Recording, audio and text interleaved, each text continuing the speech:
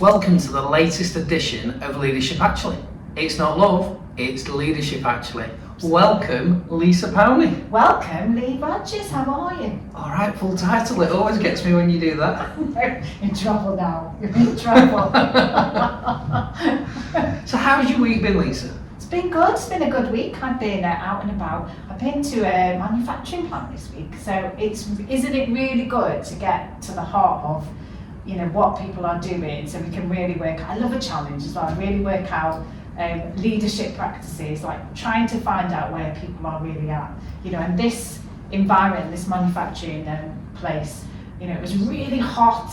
It was really noisy. It was very automated. People were quite dispersed. And thinking about how do we put some of those leadership practices that we think we've got to do in that environment. I'm like, I love a challenge. So it was really invigorating to kind of find out what really happens. And I do love manufacturing, so it's one of those areas that find out how the machine works. So yeah, really interesting. How about you?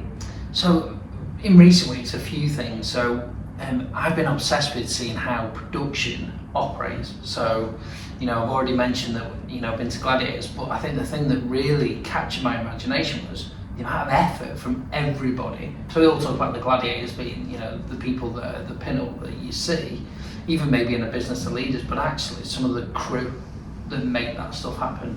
And recently I was on the BBC. Yeah, you went on the Beeb. I was. You and the Beeb. Yeah, I was. We did an outside broadcast at the Science of Industry, and it was amazing. I mean, they were talking about how they make snot as one of their key things. So Ella loved it. Honestly, she was going, Dad, you've done something like real on the radio as opposed to just talk about sport or parenting. Snot. So I was like, yeah. So snot was the thing, which always makes fun. Because I'm very excited about our very special guest. And I met Alison, we're going to talk about Alison, at an author dinner. And we happened at some part of the dinner, they get us to stand up and swap books. And we swapped books, and from there we kept in touch, and now we've become good friends. So it's amazing, serendipitous, if I could say that, how these connections happen. And Alison is a real inspiration. So I'm going to invite Alison Blackler. Come and sit down. Amazing. Welcome. I'm giving that applause because I feel like really inferior now, sat in the middle with two authors, and I want to be author but rubbish at writing.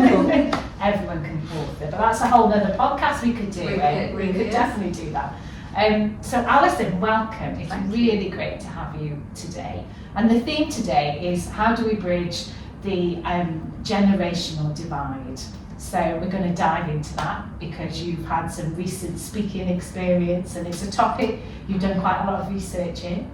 But let me give you a little bit of intro, in terms of why you're here. So Alison is a speaker.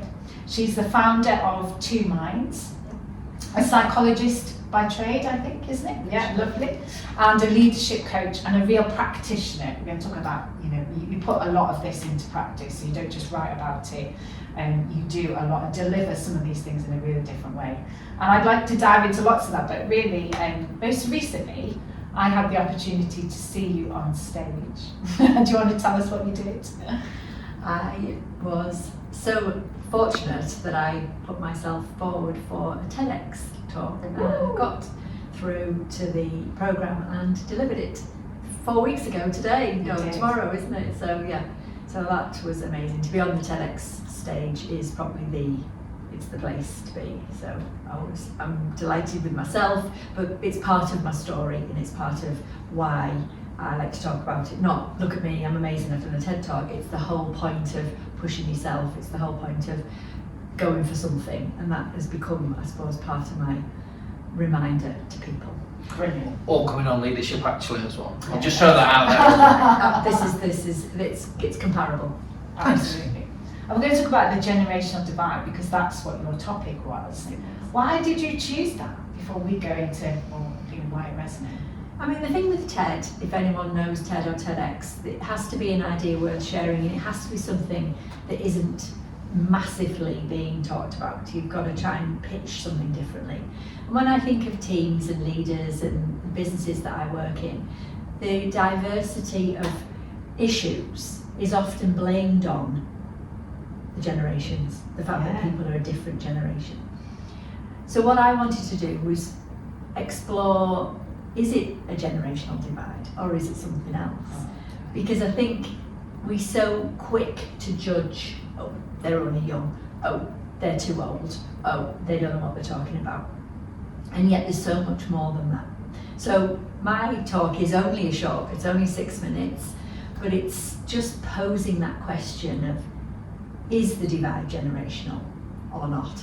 And I think that's what we need to explore, because of course there's differences with how old you are or what was going on in the world when you were born and what your parents did to you and blah, blah, blah. But what else? And that's what I like to pose that question and get people to think about. Nice. Well, before you dive into that, because that is a real question that's been on my mind, because I believe or see now that as leaders, there's probably never been a time when they've had to manage so many different generations, lead and motivate. And so this is coming up a lot actually, so it might be something that people haven't talked about a lot, but actually leaders are saying this is a real challenge for us. And in this podcast we like to say where, we've seen it, the messy bits of it, where this has been a challenge, and I've seen it lots of times. What resonates with you, Lee? What have you found, in that world, especially being a young whippet yourself? Interesting, that category, right? Yeah. I think that's the first thing. Yeah. It is the categorization. It is the Gen X, Gen Y, Gen Z. Are you a baby boomer? Even putting labels on stuff, and a whole generation of people fit into one box. I've lost track now. So it's a little bit like I'm fascinated with this whole topic, and it's then, and I know you spoke about your mum previously, and about one of her great strengths was about withholding judgment. Yeah. So being really open-minded and curious around that. Wherever seen it's messy, it's probably where I see people do make that judgment. Yeah. So you might label kids as being lazy today. That's not the evidence I see. Equally on the benefits side of that, they'll say, well, kids today, they're always on the screens, they don't know how to socialise. Sorry, that wasn't a positive, but it's different skills equally. Or kids of today they've got no appreciation of authority. Well, there's many benefits to that because they're breaking their own barriers and they've got technology to create their own new exciting world. That equally there's downsides to that. So I'm really curious around that. Equally at the top, the top end of the ceiling, I love the fact that we're now saying about retirement that 65 is no longer a thing. Yeah. Because who should identity and work people hold together quite a lot. So can you imagine, and I know like my father-in-law, when he was told or he was retiring, he was looking forward to retiring, but it took him a little while to adjust. Because the routine, the pattern, what it meant to him, and he's done some amazing stuff afterwards. And actually, the most number of people I see that are retired say that they're busier than they've ever been in their life because they're doing stuff that gives them joy, that they're trying out. And I always almost, and it doesn't matter how old they are, interestingly, but at that point, I'm like, this is your time, because you've probably got a little bit of wealth to do the stuff that you want to do, or you're choosing to do it now versus when you're not able to do that stuff, and you're going to be less restricted. So it's a fascinating topic for me.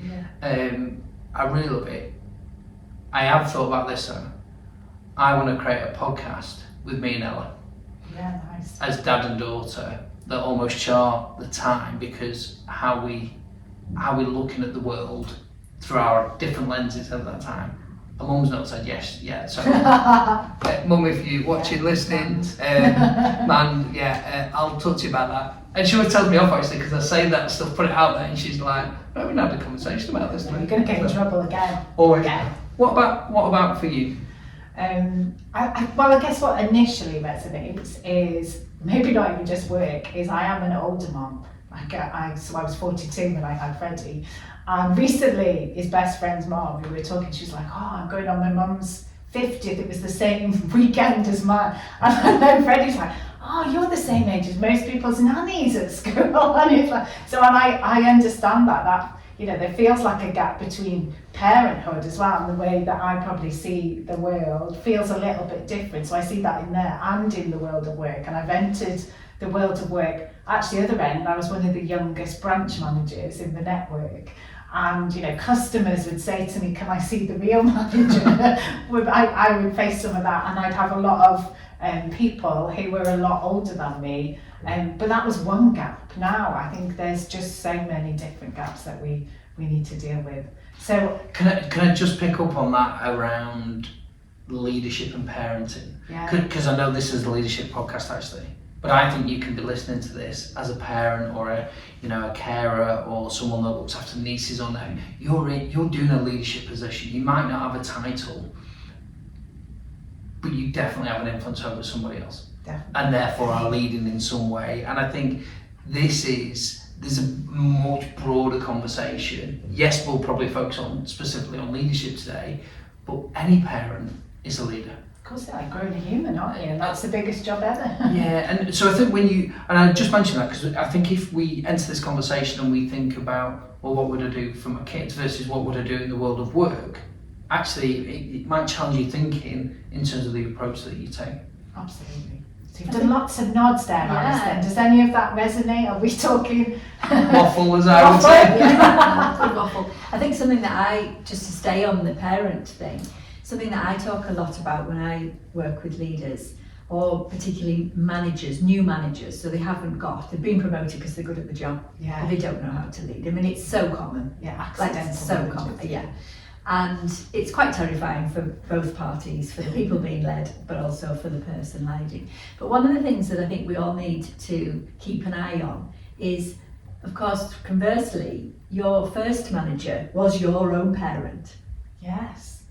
So, depending on how you were parented, quite often unconsciously, those behaviours come out. So if you were very critically parented, you can think that as a leader, I'm quite entitled to, tell you you're wrong. Yeah. If you've been very nurtured as a child, as a leader, you might be very empathetic and incredibly lenient towards staff, and maybe even not sort of leading them because you so we often see patterns and habits through our own life because of what happened, and then you can see it in leadership, you can see it in the way that you show up, because the way that you were parented and the way that we were brought up shows up in everything that we do. Absolutely. But I always remind leaders, and as I said, particularly new managers, that your style, unconscious style, so unless you're flexing for others, your unconscious style will be from the way that you were parented.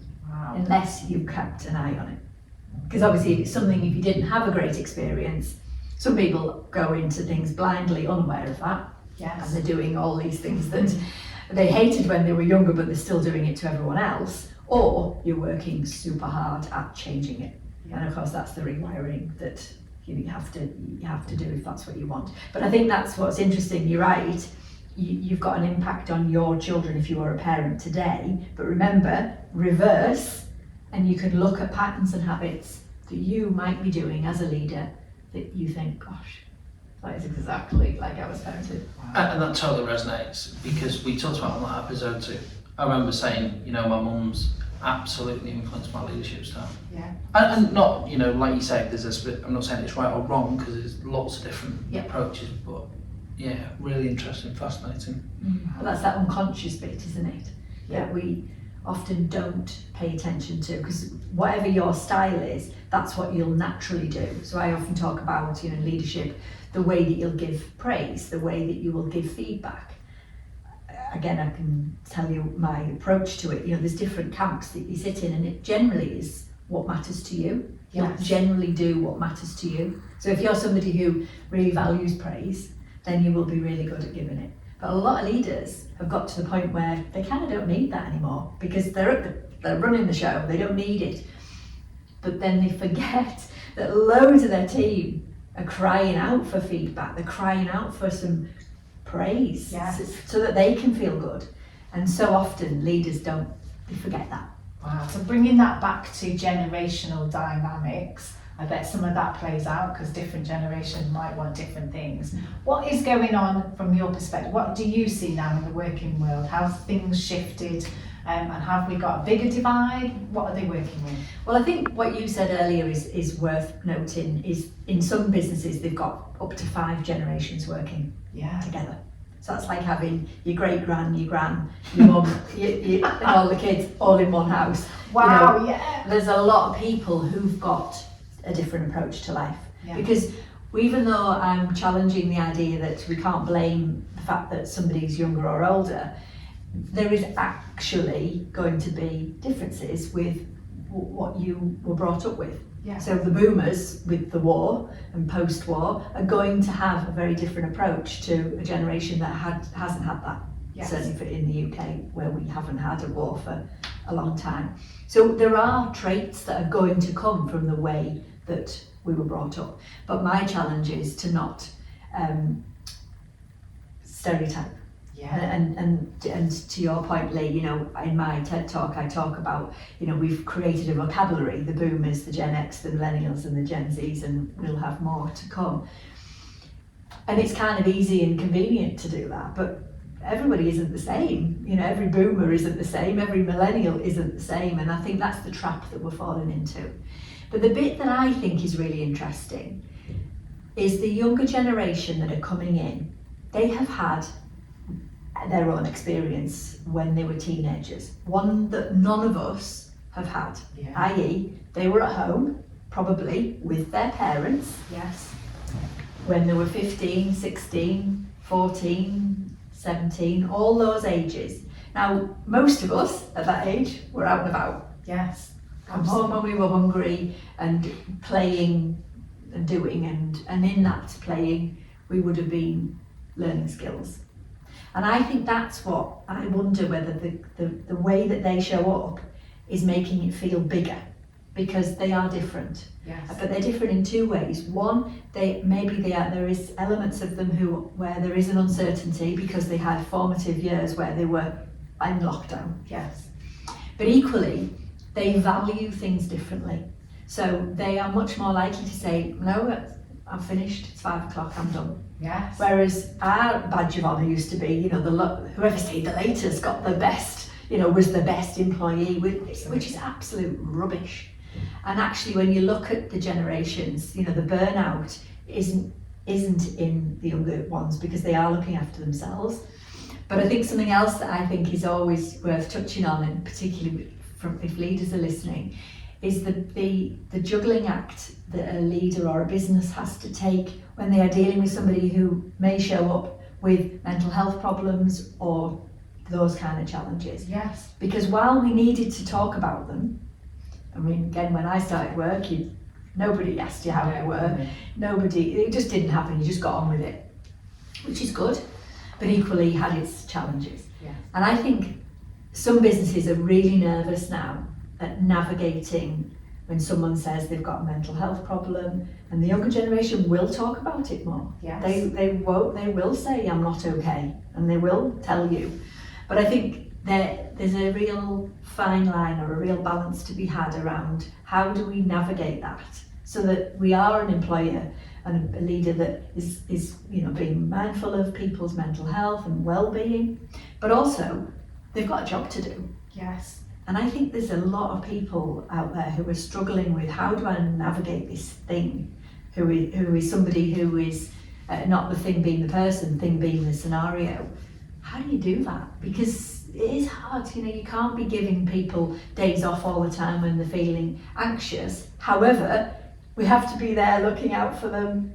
And I think that's where people get very nervous as a leader and a manager, managing that. And I think because of the difference with that generation, rightly so, they're more likely to say, but almost too far. I always think there was a swing that needed to happen. Over here, nobody talks about mental health. That's where we probably, well, certainly I was. We needed to swing. We've kind of shot over here in some instances. We're too far the other way, and I think there's something that needs to be balanced out. And I believe that the balancing out will come from leaning into the differences with generations. Because there are generational differences where people will dig deep and get on with it. Yes. And I think learning from each other, so almost both learning, so if we stick to that topic, learning to dig deep, helping the younger generation understand how to do that, but equally listening to the younger generation and saying, well, no, we're finished now. We need to go home. Yeah. We need to shut our laptops, because there's people out there who absolutely need to do that, because they're almost at the other end of the spectrum. Yeah, I mean, it's interesting, like, listening to that playback, because I was somebody that absolutely drove a well-being, mental health agenda in an organisation. I founded the Wellbeing Foundation. And so to hear you think it's gone, like, swung too far the other way, I think was a phrase I don't see that. I don't think that it has gone too far. I think actually it's really progressive. I often think about it as setting a new standard, actually, in a different way of, I'm not saying I'm right, that's just my opinion and my view. Yeah. Equally, that there is still a job and accountability and responsibility. I often think about equipping people to say, well, what are your resilient resources, and how do we train leaders in order to point people in the right direction to the right tools, rather than it being an organisation's responsibility to solve the problem. Yes. I don't think that's the case at all. And then equally, I think, and there's multiple topics on that now, though, isn't there? Because that well-being or mental health is just one aspect. The thing for me, I'm fascinated with leaders is, often it's, are they willing enough? Would they share their own experiences? Would they talk about, and we talk about mental health, often we're referring to mental ill health. Mental health, everybody's got mental health at all points. Sure. So therefore, and sorry, this is a real passion project for me, is, so therefore, do we talk about our positive mental health or well-being overall as leaders? And I encourage any leader to do that. But equally, and it's not necessarily vulnerability, but do you share actually when times are tough, and some of the coping strategies that you would promote, or where you've had challenges? Yeah, I mean, I just to come back to your point, I totally agree and feel that progressively owning it within a business and having strategies and having things in place we've still got more to do. So I'm absolutely saying we still need to go there. But I think in some instances, and maybe it's more an individual basis, there are some spaces where it's too quick to say, I can't do that because of my mental health, or I can't do that because of my whatever. And I think you're right, it is about how do we skill people up to have their own way of dealing with it, but equally collectively appreciating that everyone's different and one size doesn't fit all. Because one of my little bugbears is that a business will do something that sort of ticks a box. We've done something for the well-being, which is great. It's a step in the right direction for sure, but actually, is it just a drop in the ocean, and what else is going on? Because I think the bit that I think happens, and again you see this across the generations, is the comfortableness with speaking up varies. Some people don't want to do it, some people know that there's something going on, but they won't ask, are they all right? Yes. What's going on? A leader that is avoiding difficult conversations is probably building something up far worse than it ever could have been. But I think to something else to come back on is vulnerability. But a lot of people think that, well, that's showing weaknesses. It's not. And I think we need to really be bold about that and say, if you are a leader who gives the impression that everything's all great all of the time because you think that's the right thing to do, you're almost giving the other people, and that doesn't matter what generation they're from, almost a false idea. And actually then I think people are less likely to be open about themselves. So I think to be a functional team, whether you're a leadership team or a team, the more everyone is able to just say, do you know what, I struggle with that, or I don't know how to do that, or let's come back to that. It stops some of the unconscious chit chat that goes on in people's minds about, I need to be perfect, it needs to be this, it needs to be that. When a leader does it, everyone can go, oh, thank goodness for that, Because otherwise you constantly, again, the human brain is the most amazing thing, but it's also our worst nightmare and sometimes our worst enemy, the amount of things that people think need to happen and they don't. Yeah. But unless people are having those open conversations. So I think for me, a brave leader is somebody who is able to, you don't have to bare your soul, but certainly moving towards being able to just let people know that some days I'm not okay. Conversely though, I'm working with a firm at the moment, and one of the directors, you really know when he's not good and it's not great. Yeah. So again, it's how you do it. Yeah. You can't come in a mood and stomp around. You've got to kind of show, yeah, I'm not great, but I'm doing what I can. And Alison, I have seen leaders have that challenge. I do think there's that fear factor, probably in every generation, but there is a real, it feels more exposed. And for me, as you said, the pendulum switches. I think it's the imbalance of needs. So I think it's the individual needs versus the organisational needs. And actually, unless they're matched, it will always feel like that. It'll always feel like that's too much, or it's gone wrong, because we're not having that matching. It has to be, it can't be we're all focusing on what's the individual, whatever is going on, and then nothing gets achieved in the business, because we don't all move forward. It has to be a synergy that we're working out what that balance is. So I think what's happened is you've got 5 different needs to balance, like business versus individual, in 5 different areas, rather than a couple of those. So I hear leaders saying some of that, and I've seen some scenarios where leaders have gone to the nth degree to support the individual needs, and it's become untenable. They can't lead and manage because people can't actually rope themselves out of a job, because we're not having that real conversation that says, and it's probably around boundaries as well, isn't it? There are boundaries within work that people have to buy into or not.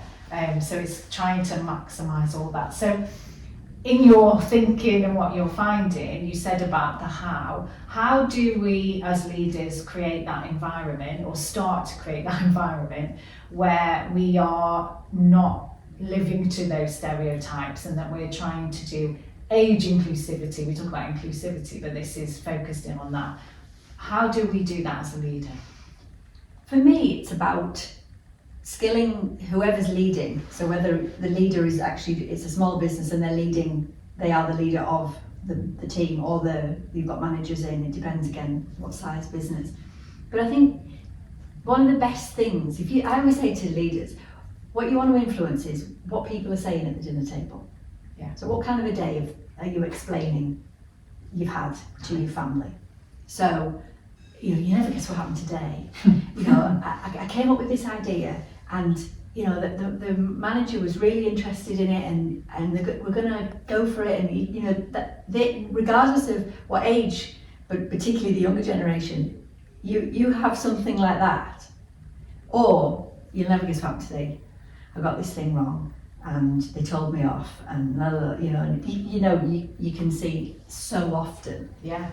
The style or the day, because pressure's on, the deadlines are looming, everybody's stressed, so people are just picking up on, that's wrong, this is no good. For me, the glue to all of this is how you skill leaders up to be inspirational leaders who, people say, you need to listen to everyone, but really listen, really ask people's opinions, really, have you got an idea? Have a way of being able to allow everybody to come up with ideas, because it's often the traditional leadership style would be that the leader knew all the answers. Yes. We've got to and I still see that. I still see it where everything's a bottleneck. Everything's waiting for the leader to approve. And skilling people up, trusting people to be able to run with something, and yes, be there to pick up the pieces if it doesn't work out, or explain to them why their idea isn't going to work. Maybe you've tried it before, but genuinely go back to people. And when I sometimes propose some of this, you can almost see people thinking, how can I fit all this in? We're so busy anyway, we're creating our thing that you're making or whatever you're doing. But I always say, if you put the time in to do some of these things, it will pay back. Yes, you've got to find the time in your diary to sit with people, to really listen to what's going on. And if you have that, some of the other things we've talked about where people are struggling, it almost goes away on its own because people are owning it. I think something else that I think is really important is that everybody understands where the business is going, but also how they fit into that.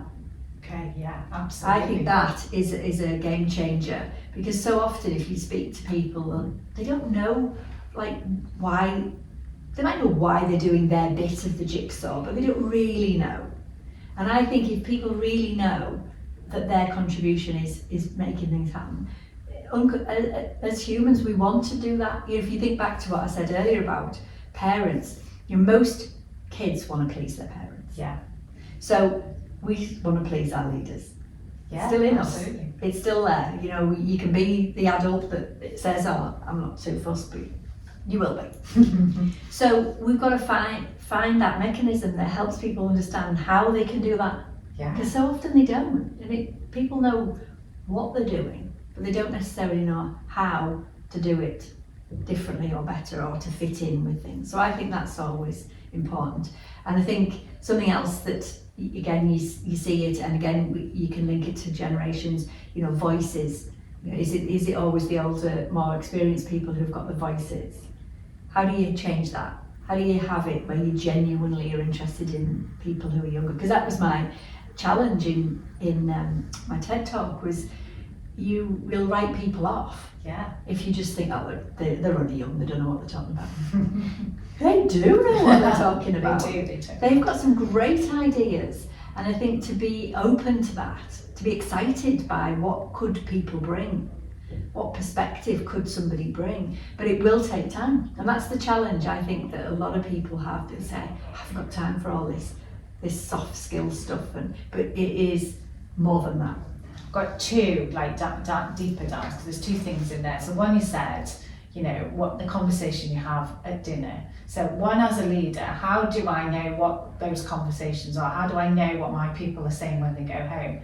And two was, how do people, if I'm the leader, how do I let people know how they can please me, or, you know, get the recognition or the strokes that they need in the way that they need it? I don't know if they're big questions, but how would I go about doing that? Those two things as a leader. I think if you manage it, because again it depends on the size of the business. So I work with businesses that have got where the leader knows everybody. Yes. So I'm working with one firm. There's 20 of them. He knows everybody. And then there's others that are obviously got management teams and the people managing them.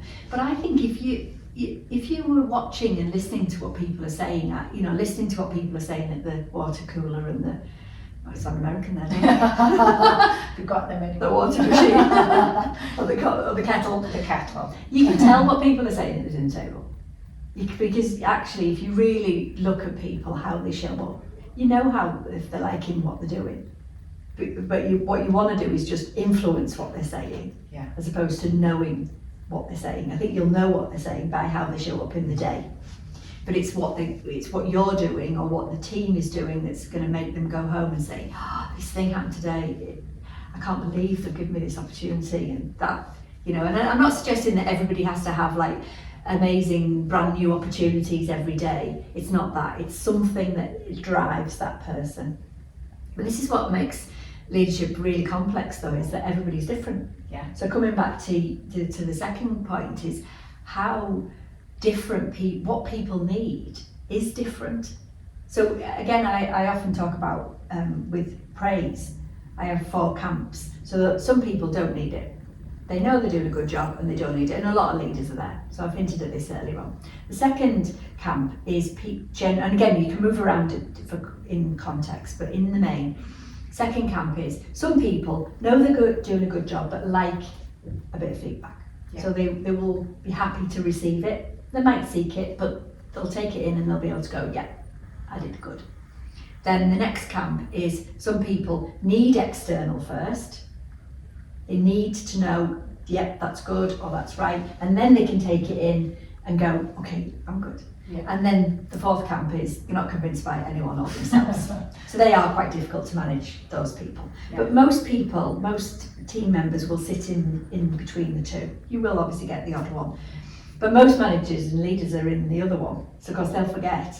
Yeah. But what I'm always interested to help people see is don't waste time with people who don't need something. Work out what they need, ask them. Yeah. You know, my biggest thing, I'll often hear somebody describing a challenge and I say, did you ask them? Yeah. And they're like, no. Oh. Sometimes we want this mystery method, Yeah. you know, of going, oh, we look at and we do a bit I mean, of assessment. I have a lot you know, of rather than what do you models want? and things that I use that help us understand some of these things, but actually ask. This is where I think we don't know what to do when it comes back, but what comes back is what they need. And then the other side of it, which is a little bit what you hinted at earlier, Lee, is get people to work out what they need. Because I think that's often the challenge. So it isn't always the leader that needs to work it out. Sometimes some of my coaching, I ask people, I don't know, something simple like a learning style. Like, oh, what's your learning style? I don't know. Okay, let's work it out. Let's find out what kind of thing you need so that when you're being shown something new, you can see. And so often people don't pause to think about this stuff. They're just, because we're running these unconscious trains. I am so in tune with that because I often challenge people similarly and say, well, what do you want people to say about you? And they'll think of something as being fair or unfair. I'm like, but you've not ever worked out yourself, so how can you be annoyed at them if they've got an opinion of you, if you've not really cemented? So if you might appear frantic or chaotic, well, it probably because you're one thing one day and another thing another day. So it's hard for that, for people to look at you potentially and go, well, this is what they're about, because they might not know. And it's okay not to know. I advocate what you're saying in terms of spend the time, and it's free, put your money away. You can do this yourself. There's lots of people. You can listen to podcasts to get hints and tips to go, let me just spend time to work out for me what it means. And it's not necessarily an easy process to go through or to land at where you want to be, but I think you can be open-minded enough to say, this may really help me and serve me well. Yeah. And if you can do that, I think they've got to want to do it or be inspired to do it versus being forced to do it. Yeah. Because if you're in that space, then it's a bit like when you coach it, is someone coaching ready? If they're not coaching ready, there's an argument to say, well, don't start a coaching program. Yeah. I think one of the things that always stands out for me when I listen to leaders and managers and teams, time is always the thing that people blame. I haven't got time. But actually, if you were courageous and you had some of those conversations and you put some of these things in place and you moved all your paperwork away and said, how are you? And not your agenda with your targets and your bits and pieces on, you know, people are so focused on that. If sometimes you're just able to say, do you know what, how are you? And not what you'll get back and what you'll learn about people and what ultimately will be the outcome.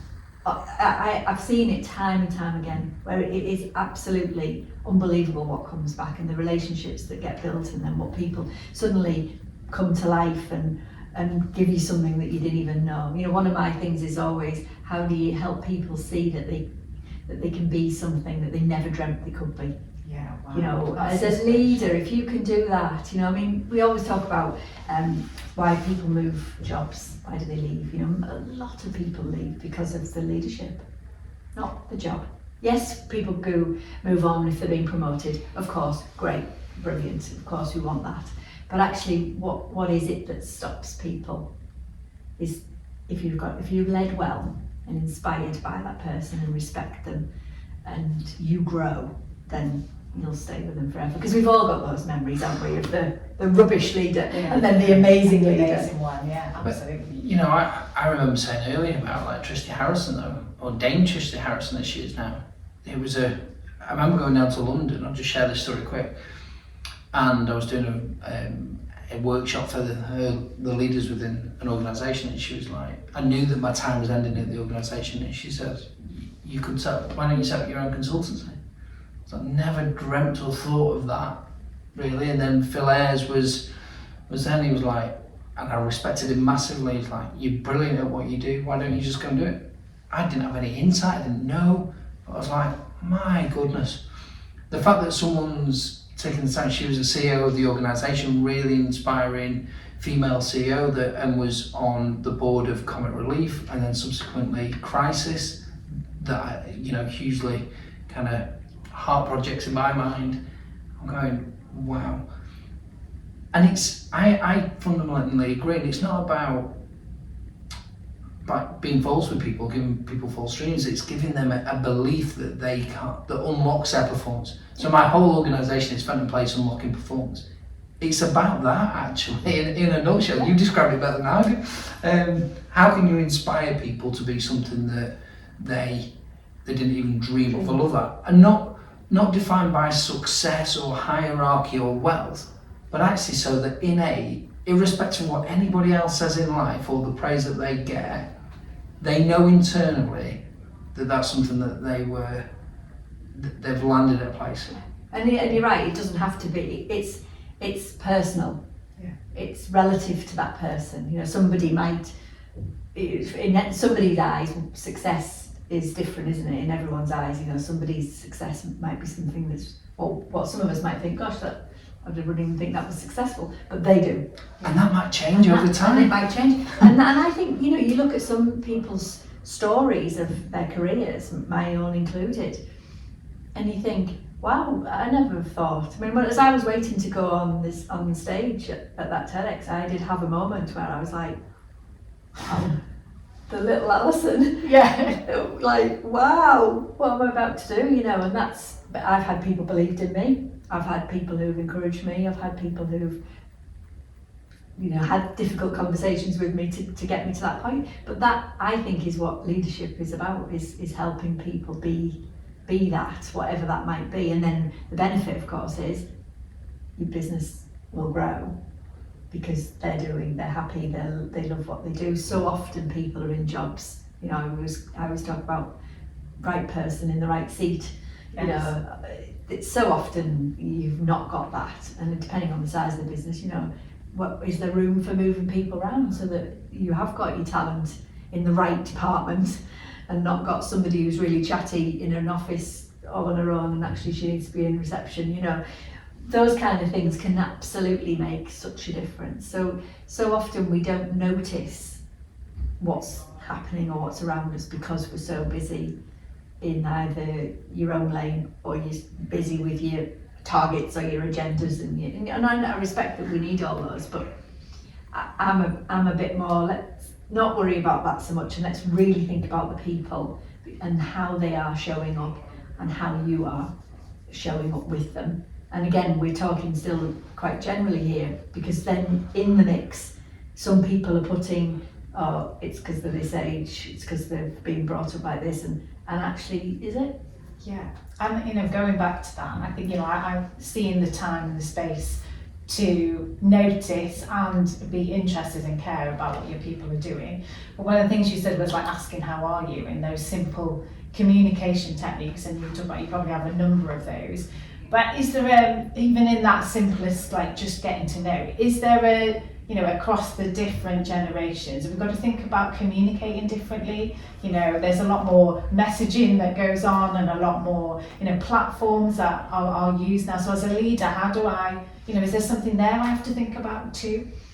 Well, I think there is communication styles anyway. Yeah. So some people are more direct, some people are more indirect, some people are more emotional, so there's all that, never mind the actual mode of communication.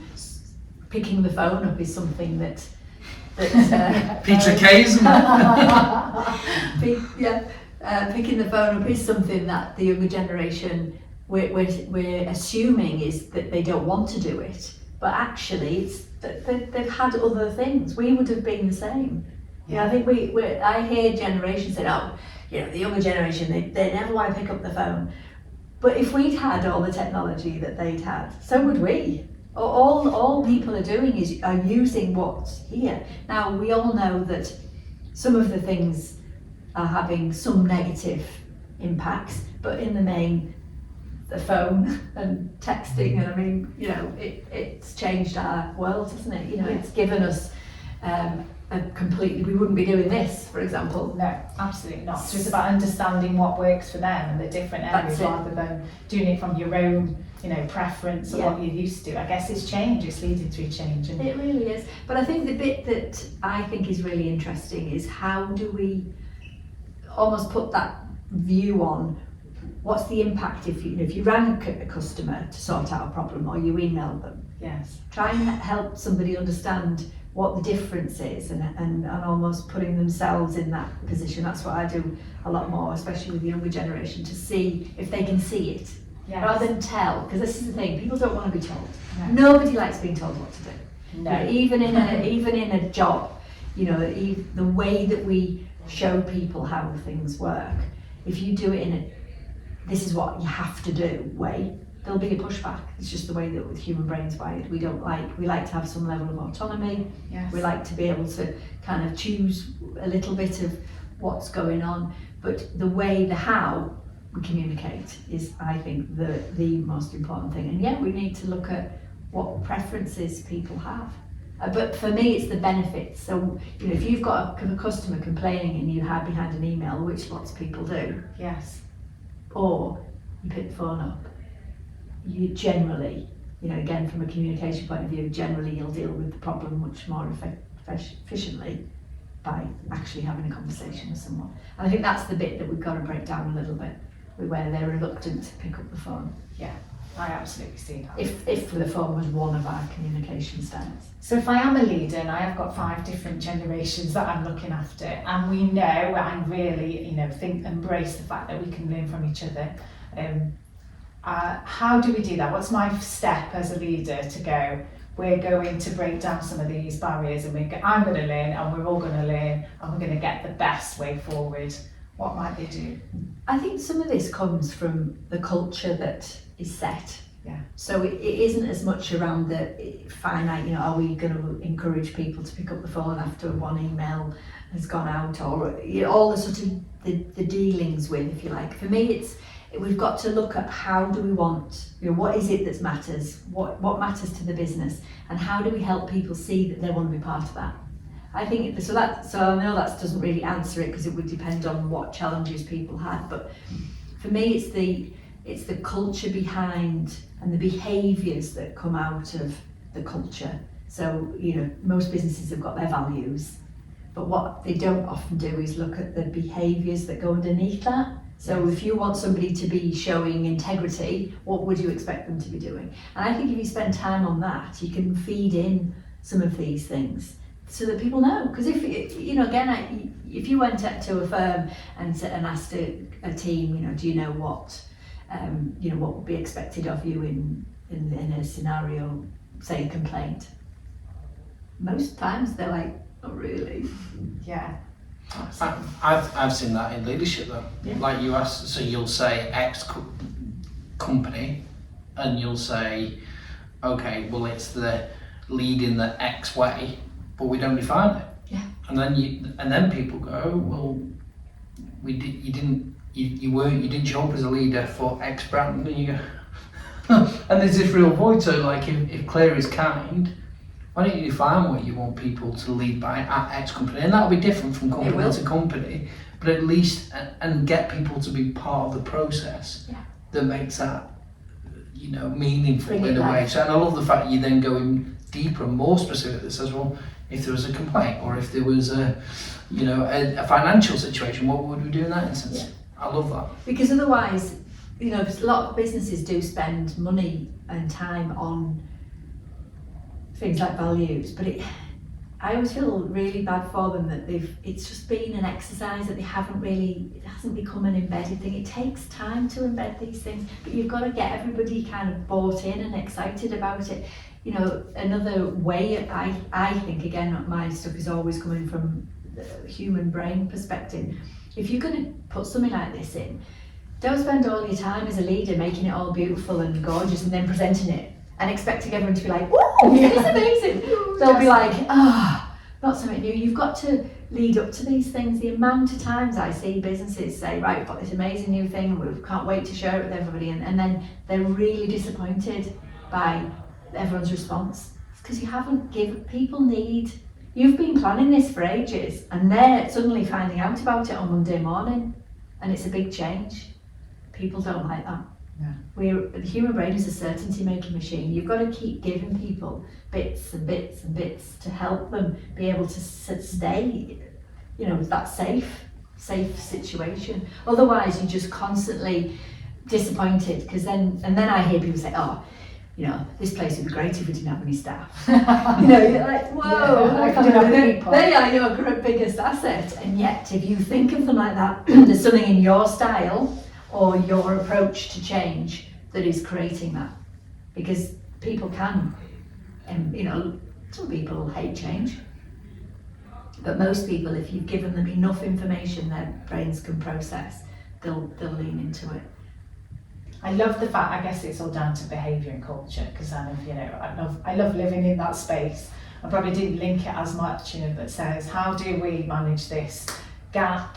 I'm thinking maybe we had to do different things for different people and kind of juggle, but actually if we chunk it up and focusing on our behaviours and our culture, then we can move that forward. And I think that's a real positive, that we don't, as a leader, have to juggle all those different needs. That doesn't mean we don't have to understand them and work with it, but actually we're setting the direction and vision and try and get people bought into the behaviours and the culture that they want to be.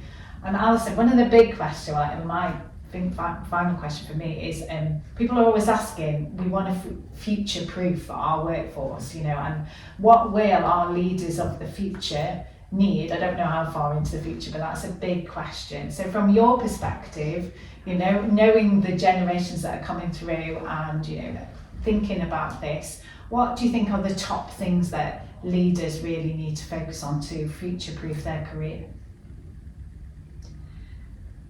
I think quality of feedback Nice. has absolutely got to get better. The younger generation want meaningful. We talk about them being flaky, but actually they're probably one of the most focused. I mean, we've got more young entrepreneurs than we've ever had, so they're doing a lot right. I think being able to really think about feedback, so on a very specific way, getting quality. When I hear businesses who, we do annual PDPs. Oh no. What is quality feedback? I can't let that pass. What does that look like? So it is in the moment. Let people, don't let things fester and things. Give people positive feedback in the moment. Let people know that they're doing well. And why and how they're doing well. Again, it's a bit like kids. If we've done some colouring in, great picture. Well, tell them why. Tell them it's because they've coloured in inside the lines, or So again, it feels very similar to that. So giving them, but also again, it is this is where it gets complicated, because everyone needs different kinds of feedback. So understanding the different kinds of feedback gives us a moment. But I think for me, it's that people knowing that feedback will come. So again, it's cultural. So knowing that things will be shared in a positive way, but also we will be dealing with things that haven't gone well. Because the impact of not dealing with that in the moment is the ripple. Oh, well, so they did that wrong, but nobody dealt with it. And all this stuff changes things. So I think feedback and quality feedback, especially the younger generation, they are crying out for it. What else do I think we need to be future-proofing? I think coming back to something that we talked about before is the kind of courageous piece around finding the time. Yeah. Because you can't have the answer, we haven't got time for your people, and not doing a tick box. It's no good just saying, we've had a half a day of something. Let's really think about it. So I think the relationship people have with time, and each of us has our own way of processing time. Yes. So that makes it complicated, because we've all got our own. We don't really understand each other's time. Wow, that's a really good idea. We don't. We've got time on a clock. Yeah. But actually, how your relationship with time is yours. Oh my God, we need to explore that as a, Yeah, as that's a really topic. That it is really interesting actually, because that links to how people prioritise and set time and get tasks done. It also links to goal setting and how far forward people can. Some people can't do that far ahead, some people can. Some people are stuck in the past. Yeah. That whole historical thing. I think actually that's something that we, coming back to for moving forward, there are so many businesses and people and families and relationships who are stuck in historical drama. They're still going on about something that happened years ago. Oh yeah. And actually, we've got to let go of some of this. We've got to work out how do we process it properly and learn from it. Yeah, I mean, I always go back to, what serves you well in that instance and what doesn't. So, for example, it can be really useful at times to go. I remember going through like a crisis at work, but that laid the foundation of the new standard, that we can't ever go back there. It nearly destroyed the business, and it just set a new path, right? So you never want to forget it. Nope. In the same way, like I'm a Man United fan, people may have got that in the past, but the Busby Babes, that has been the forefront of them, what we are as a culture, as a club moving forward, irrespective of how we're performing right now. I agree with you though, there's some instances where it can be really crippling, and and actually, I remember my best friend said to me, like, be with people that you want to be around and be with, that serve you well, because and for the naysayers and the people that are really dragging you down. Mood hoovers. Yeah, exactly. And we all know that instinctively, right? And we within our personal lives, but like, you get agency over this stuff. You get to choose. Yeah. So, and you have that right in that choice. Yeah. And you do. Organisations have the same thing. I agree. But I think, you're right, having a mechanism for how do we get the best stuff out of something that hasn't gone well. Because usually the best stuff comes actually out of the challenges, it really does. Because it'll really make you pay attention. Because I think something else that we touched on earlier, which I've kept in mind and I'm glad I've remembered it, is when we talk about time and businesses say they haven't got time, I'll always ask the question, how much time do you spend when it all goes horribly wrong? Yeah. And they go, such a good question. oh my God, loads. Right.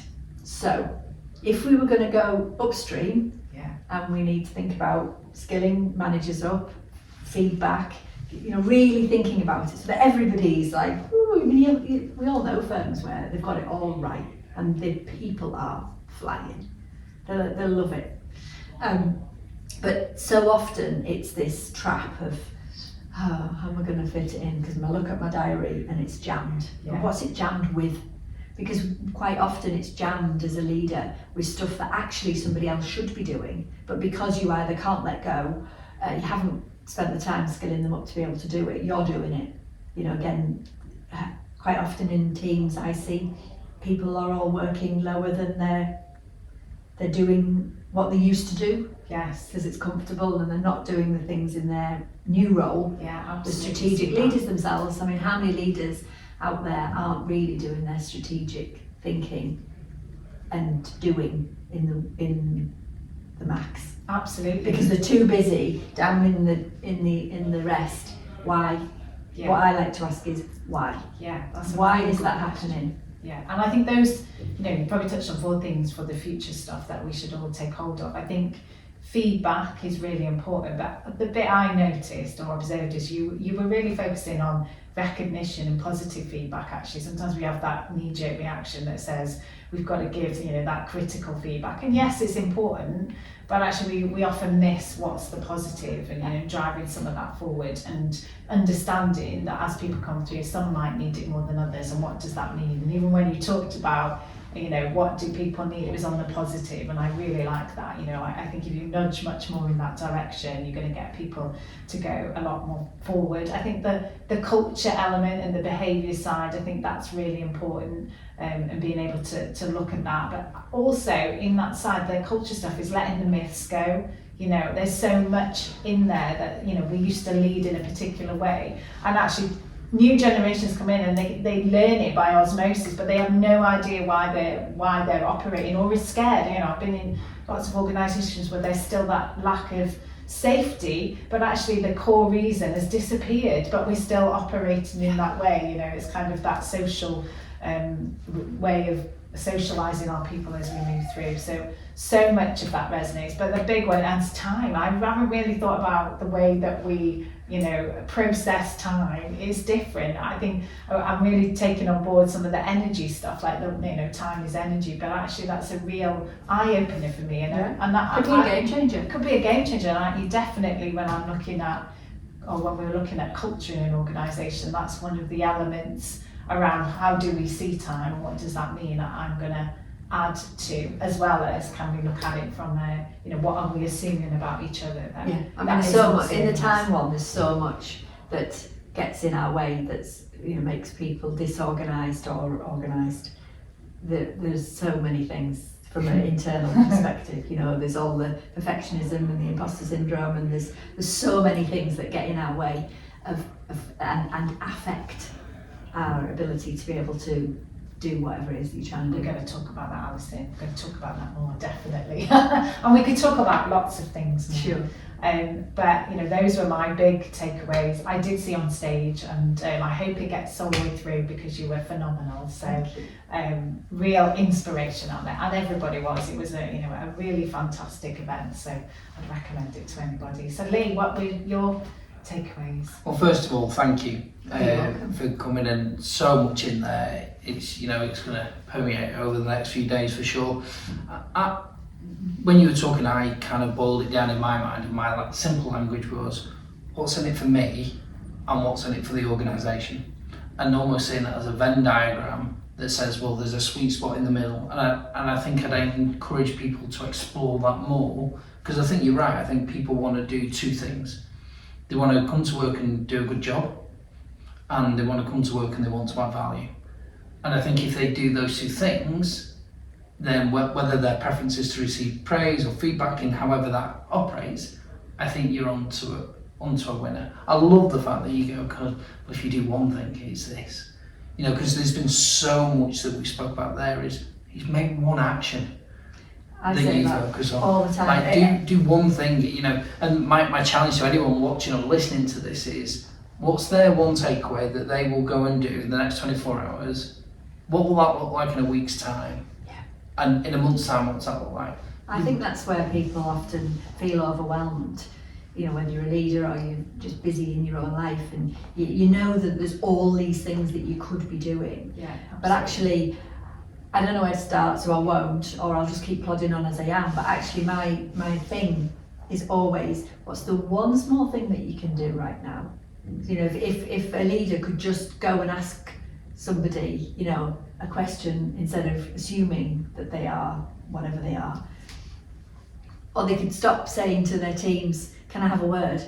Yeah. Because it's the worst thing you can say as a leader to a team member, because you'll send them into panic. Just change that tiny thing and see what happens. And then the next tiny thing and see what happens, and then the next tiny thing and see what happens. Because the response that people can have is the difference. It really is. And you've seen it. I've seen it, and you've I've seen about it. Yeah. Absolutely. Brilliant. Thank you so much. Well, Lee, would you like to wrap up? Thank you so much, Alison. It's been amazing. I would, and I'd like to thank you. You know, thank you so much for trusting us, for listening to this episode. You can get more, so you can follow the link above. But give us your comments, give us your feedback. We'd love you to like, subscribe, follow us, and continue the journey as Lisa and I get to know each other that little bit more. But also explore the topics that are really important to you. So thank you for listening, and we'll see you, or you can hear us, on the next edition of Leadership Actually.